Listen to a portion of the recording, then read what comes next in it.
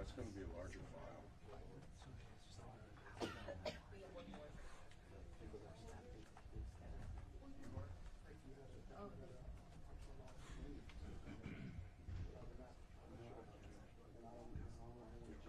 Yeah, no, it's still 33%.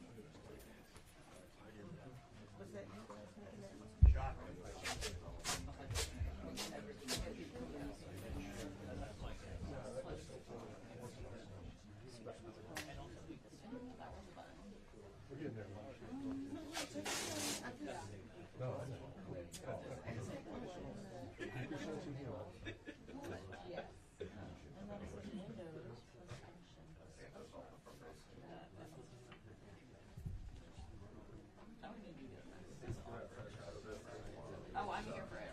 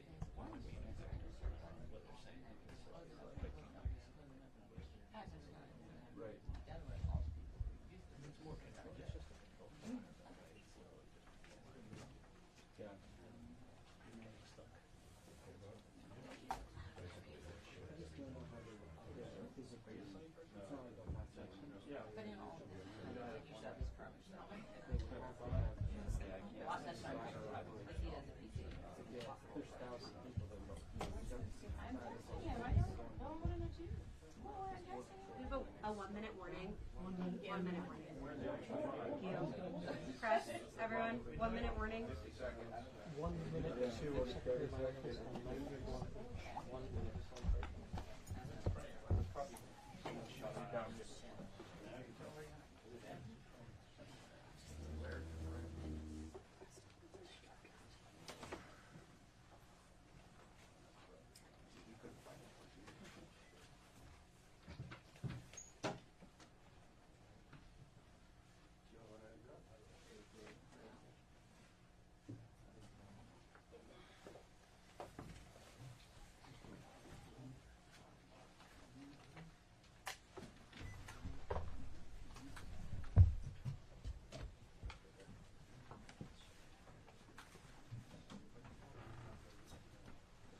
Good morning, and thank you for joining us this morning. To my left is the Acting Commissioner of U.S. Customs and Border Protection, Troy Miller. Ricardo Zuniga, to my right, from the United States Department of State. As you know, on Thursday, tomorrow, May 11th, at 11:59 p.m. Eastern Time, the Title 42 Public Health Order will terminate. At that point, we will once again process people at our southern border using our immigration enforcement authorities under Title 8 of the United States Code. Our overall approach is to build lawful pathways for people to come to the United States and to impose tougher consequences on those who choose not to use those pathways. We are taking this approach within the constraints of a broken immigration system that Congress has not fixed for more than 2 decades, and without the resources we need, personnel, facilities, transportation, and others that we have requested of Congress and that we were not given. We have seen the effectiveness of our approach. More than 100,000 people from Cuba, Haiti, Nicaragua, and Venezuela have arrived lawfully through the pathway we have made available to them, and we reduced border encounters from these groups by 90% between December of last year and March of this year. Our president has led the largest expansion of lawful pathways ever. At the same time, we are clear-eyed about the challenges we are likely to face in the days and weeks ahead, which have the potential to be very difficult. Even after nearly 2 years of preparation, we expect to see large numbers of encounters at our southern border in the days and weeks after May 11th. We are already seeing high numbers of encounters in certain sectors. This places an incredible strain on our personnel, our facilities, and our communities with whom we partner closely. Our plan will deliver results, but it will take time for those results to be fully realized, and it is essential that we all take this into account. I cannot overemphasize that our current situation is the outcome of Congress leaving a broken, outdated immigration system in place for over 2 decades, despite unanimous agreement that we desperately need legislative reform. It is also the result of Congress's decision not to provide us with the resources we need and that we requested. Our efforts within the constraints of our broken immigration system are focused on ensuring that the process is safe, orderly, and humane, all while protecting our dedicated workforce and our communities. Let me be clear. The lifting of the Title 42 Public Health Order does not mean our border is open. In fact, it is the contrary. Our use of our immigration enforcement authorities under Title 8 of the United States Code means tougher consequences for people who cross the border illegally.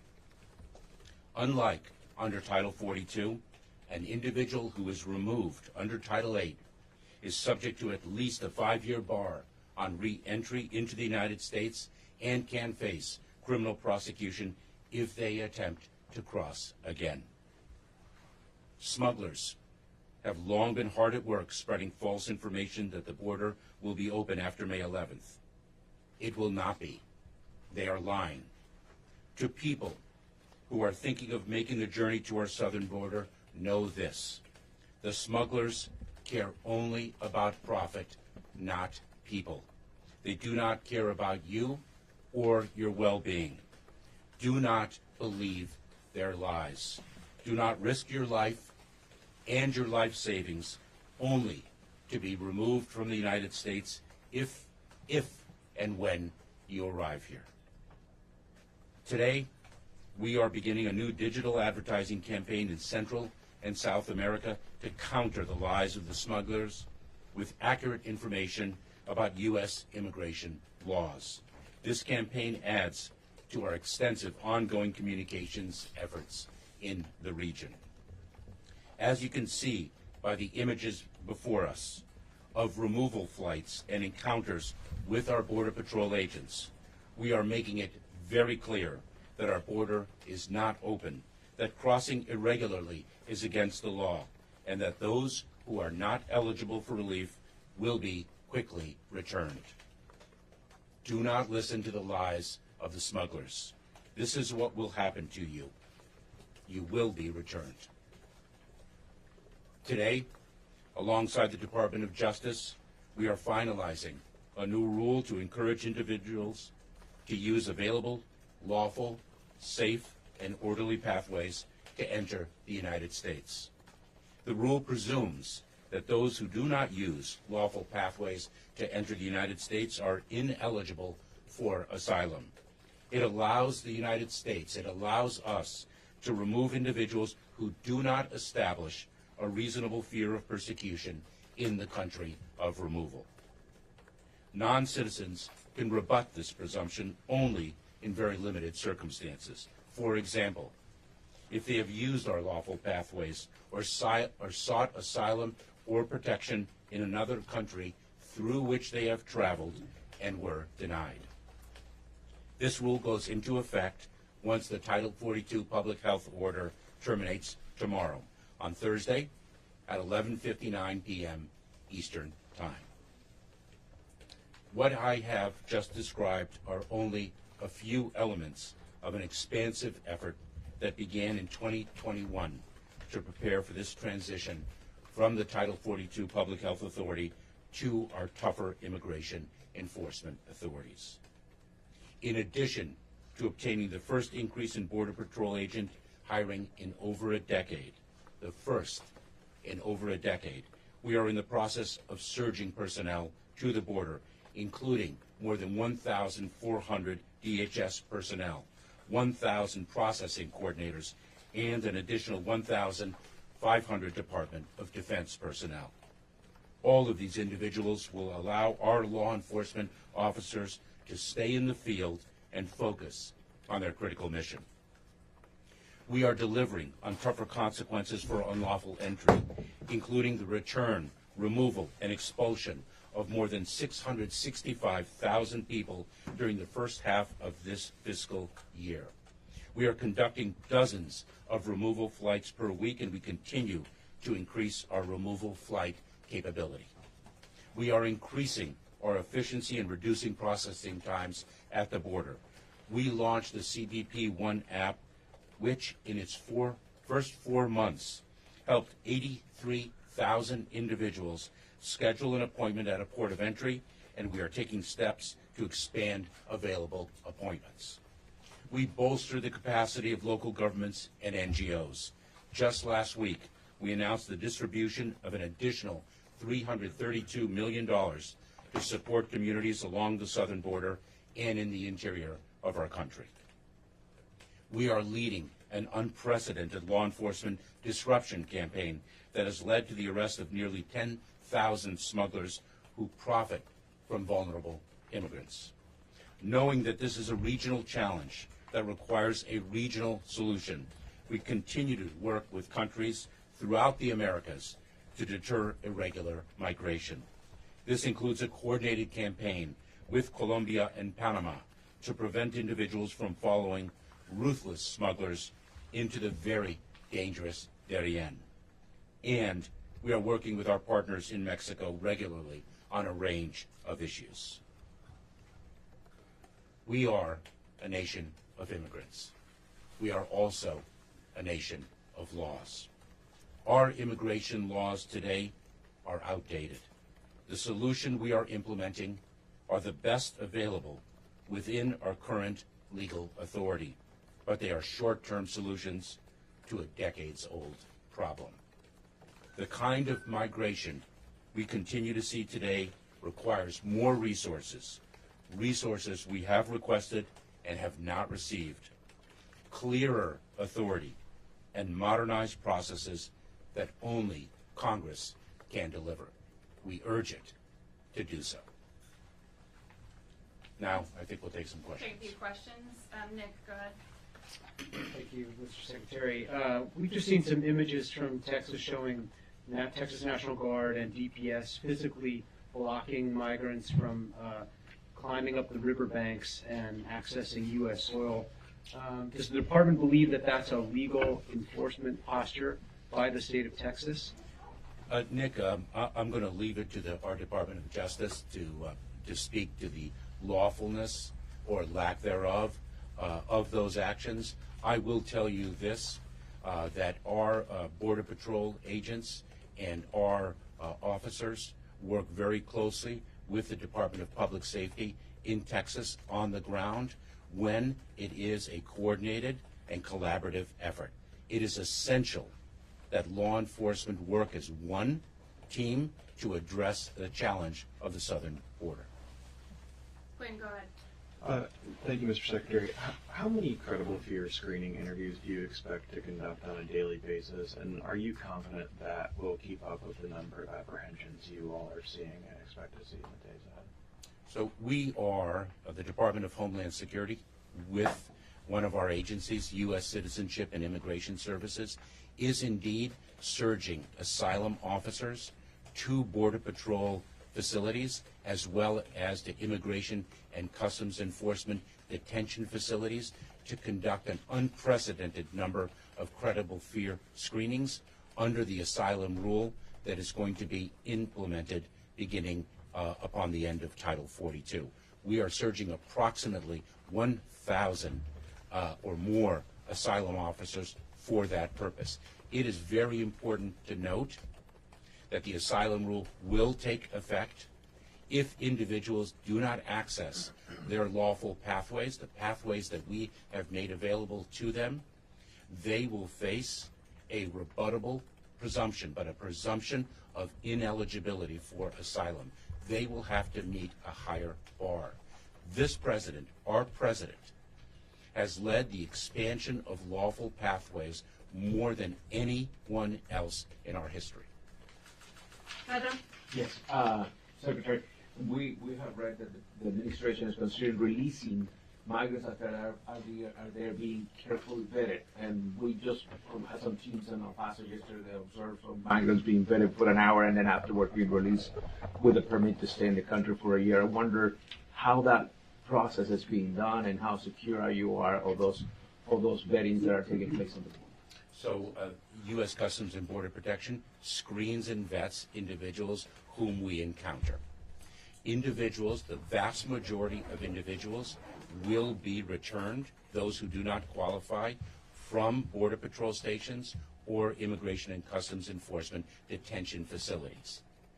We often, as has every administration, release individuals into immigration enforcement proceedings, and those individuals, if they do not qualify for relief, will be removed. We screen and vet individuals whom we encounter. Michelle? So you have promised to build an immigration system based on equity. Is there any plan for America? If I may in your follow, equity plan? if I may. Thank you, Michelle. Mr. Secretary. ahead. Just to follow up on the credible fear question, can you give us an idea of what percentage of migrants you think will be receiving those screenings? Is it all, most, half, some? And can you also speak to the agreement with Mexico? I know you guys have specifically said they're planning to take back people from the four nationalities, the Cubans, Venezuelans, Nicaraguans, and Haitians, but is there a possibility that they would take back any other nationalities as well? Michelle, let me break it down a little bit. We are giving the option to individuals who are in our custody the option of voluntarily returning to the country from which they came because of the consequence of a removal. People have to understand that under Title VIII of the United States Code, when one is removed, one faces at least a 5-year bar to reentry. And so we will give people an opportunity to avoid that tougher consequence by voluntarily returning. If they do not take that option and they do not claim fear, they will be removed immediately. If they do claim fear, they will encounter a higher threshold under our asylum rule unless they have accessed our lawful pathways or sought relief in another country and been denied. We are surging, as I mentioned, Michelle, asylum officers to ensure that that screening process, that credible fear screening process, is done fairly, with access to counsel, but expeditiously. Suzanne, So over. how do Americans gain from the Suzanne? immigration paths you're opening, sir? I mean, nobody ever asked this question. Do Americans gain from all the immigrants you're bringing into the country that drive down wages, that push up rents? Sir, we are a nation of immigrants, and we are a nation of laws. Individuals who qualify for relief under our laws have a basis to remain in the United States. The contributions of immigrants to this country is quite clear. Thank you. Next to Suzanne. Thank you. Good morning. Morning. Do you guys anticipate requesting supplemental funding for the border from Congress? Last I heard, there hadn't been a request made. If you do anticipate it, like what type of criteria would trigger that kind of request from you guys? In December of this past year, we sought more than $4 billion in funding to address our resource needs because we are operating within an entirely broken immigration system, and that is something about which there is unanimity. We did not receive the funding that we requested. We received approximately half of what we requested and half of what we needed, which is why we are encountering some of the challenges. We have sought a reprogramming, and we have communicated to Congress that reprogramming is a fraction of what we ultimately need. We have time for one more. Rob? Gary Gromack I'm from so sorry. Gary Gromack from NBC News. You mentioned some of the immigration proceedings to Pedro. Are you prepared to start releasing migrants into the U.S. without court dates and without a way to track them to reduce overcrowding? So when, like other administrations, when we release individuals, we release them on conditions. And their compliance with those conditions is absolutely necessary. And if they fail to comply, we will seek to apprehend them and remove them. They are ultimately in immigration enforcement proceedings. But what we are speaking of, what you are inquiring of, is a minor, is a fraction of the people that we encounter. In fact, the vast majority will be addressed in our Border Patrol facilities and our ICE detention facilities. Is that not a message that the border is open then to migrants? Oh, absolutely, absolutely not. And I think you can ask the approximately 1.4 million people who were expelled, returned, or removed from the United States this past year. Do you still Sir, consider there's this no a way challenge around and it. not a If you wanna add crisis? anything You else still on consider regional this Is processing this now a centers? crisis? I'm sorry? If you wanted to add anything else on regional processing centers, if not, we'll close remarks. Let me just answer Marcia's question, if I may, with respect to regional processing centers. They are a powerful example of what I expressed earlier, which is that our president has led the expansion of lawful pathways more than anyone preceding him. The regional processing centers are an extraordinary example of that leadership. These are places where we feel a humanitarian as well as a security imperative to meet people where they are, to cut the smugglers out, and to provide them with a safe and orderly way to arrive in the United States if they qualify for relief. We are surging our personnel in close partnership with the Department of State, in close partnership with countries in the region. We require a regional response to what is a regional challenge.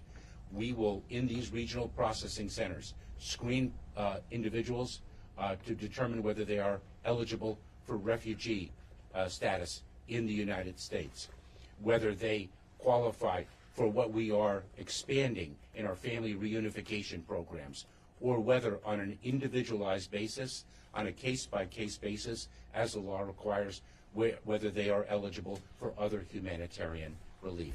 That is what we are doing. The phenomenon of migration is different than it was 10, 12 years ago. We are seeing an unprecedented level of migration throughout the hemisphere.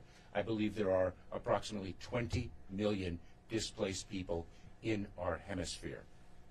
In addition, the smugglers control the migratory paths. We will cut the smugglers out. We will reach qualifying individuals where they are and provide them with a safe and orderly pathway. If they arrive at our southern border, they will meet consequences. We urge migrants, once again, not to believe the smugglers who are lying to them solely to make a profit. We are building lawful pathways for you to come to the United States. Do not place your life and your life savings in the hands of ruthless organizations. Thank you very much. Is this a challenge or a crisis? We call it a crisis now. Border Patrol processing centers are over capacity in many centers. It's the biggest change to U.S. immigration policy. It's